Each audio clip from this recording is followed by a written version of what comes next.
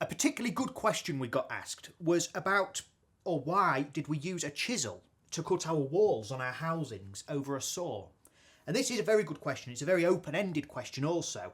The same could go to whether you remove the waste of a dovetail with a coping saw or you chisel that waste out.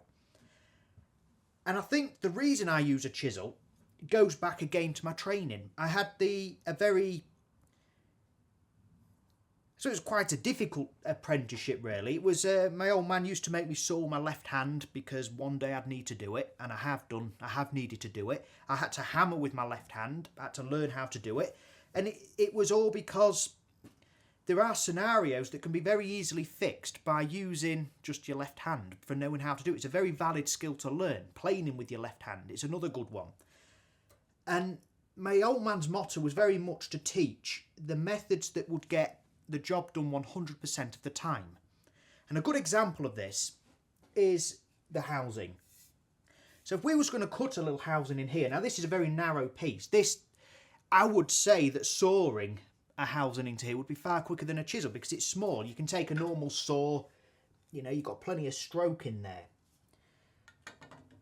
But when it comes to doing a piece that was much wider, say you was doing an 18-inch piece, all of a sudden this saw is useless. You've got to move on to something much more like this, a bigger saw, a much more expensive saw, an extra tool to be lugging around in your toolkit. You don't need it.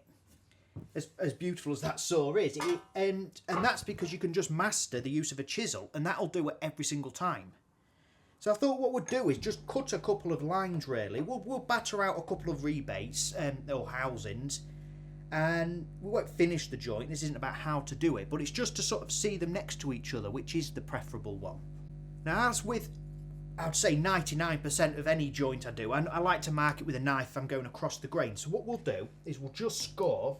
I know this is a piddly little bit, but it's only for demonstrations. We'll just score a few lines in. Deep ones.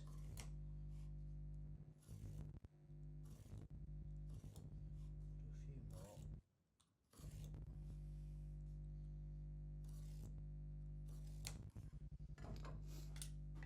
Just hold that down.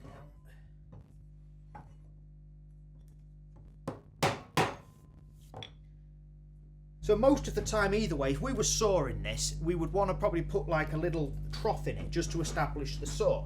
So again, we're using a chisel right on the off.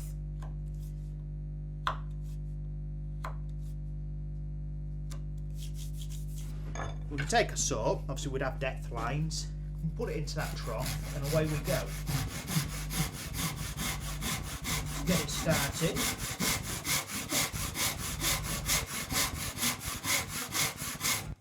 So that's pretty quick. Now, and it was quick because it was narrow. When you start getting really wide and you're trying to make that shallow cut, I find it very difficult to keep the saw on the track. It sort of wants to jump out of it. So if we do this with a chisel now, on next to it, so we'll just chop this. I'll tell you, we'll come over here because we're in the same direction then. So there's no complaints about the direction we're using. So we'll still chop that out. Then we just sink the chisel in. Normally use a much wider chisel as well, but this is just what I picked up. Now we've got to come in and we've got to remove a bit of that waste. Can't do that in one go.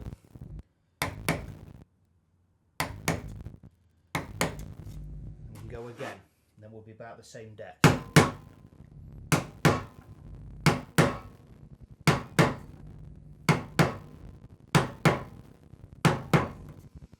So, looking at that now, you'd kind of say I was an idiot to use a chisel because the saw was probably considerably faster.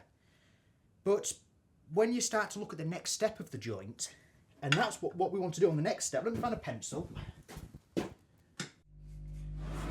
When we're wanting to remove this waste, so let's say we've also cut this one out, this line here and this line, this one's been chiseled, this one's been sawn. What you want to do is you can't just come willy-nilly with your chisel. Let's cut it. Let's just bloody cut it. Stop wittering about as if it's been done. So again, we'll saw this one.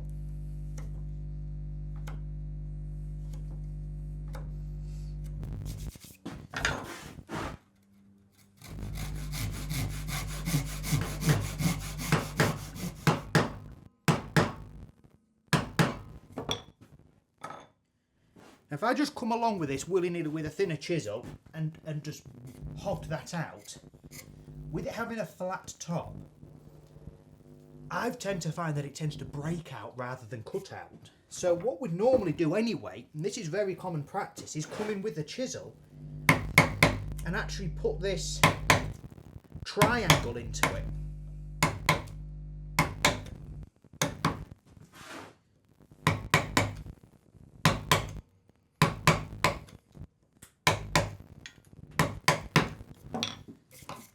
And now what we can do is come in with the chisel, and there's not much risk of it doing that, it's breaking out thing.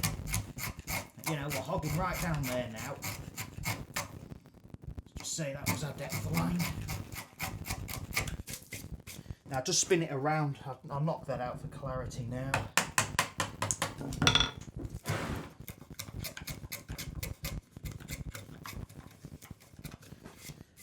And we'll do it in that process, as well as this has already got its triangle put in from the actual process of using the chisel. We've had to relieve that waste.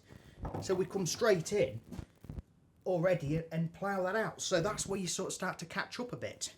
To clean this up, again, in the very basic form, you would just use a chisel and you can just pare that. You can just take light cuts until you get that right. Just scraping it. And you've done all of that with a chisel, or you needed multiple different tools. You can then, if you want, and I do this now I've got one, I come in with a router plane and you can just scrape over the top of that, let's adjust that and we'll see how that works. But again, if you've only got one little bag you're wanting to carry of tools, you don't want to be lugging all of this about. But this is very precise and you just come in like that, taking an extra layer off till you get to your line. Well, again, it's not an essential tool, it's just nice to have. So that's really the reason that I like to use a chisel over the saw. I tend to find that one chisel could pretty much do, you know, an infinite size of joint. I'm never going to get to a job and go, I wish I brought my bigger saw. As well as when you start to saw, you rely on so many more tools. You potentially even want to make sure that you put a cross-cut pattern on the teeth. I just rip file all mine, I don't need to worry about that. You know, all these different size saws you need, as well as you can just do it with a chisel. It kind of comes also onto another point. I call this is a housing joint. That's because I'm in England. In America, I believe that's a dado. We also call, if it's on an edge and it's only got one wall, this has the two walls, that's the housing or a dado. It's only got the one and it's at an edge, whether it be at the edge of a piece or even long grain. We call that in England a rebate, and I believe in America it's called a rabbet. So there's a bit of terminology difference there, but they're the same thing. So if I was to pick then which was the best, the sawing or the chiseling, it comes much down to the individual and your circumstance. I'm kind of a trained minimalist woodworker, and once you've been taught something and it's been hammered into you, it's hard to break. And these days I like to do more of my furniture making. I build the workbenches for my living, that's my bread and butter now, and the furniture making, it's become much more of my hobby, should we say. So I've really been enjoying experimenting with different methods and buying saws and doing all the things that hobbyists get to do. But I just can't break these old habits. No matter how much I try, I always come back to the most simplest way. And it just shows how training really nails it into you and you can't avoid it. And I'll show you. This is pretty much the only panel saw I need. I do most of my ripping, probably 90% of my ripping. It's any deep stock that I would consider moving up to a coarser rip saw.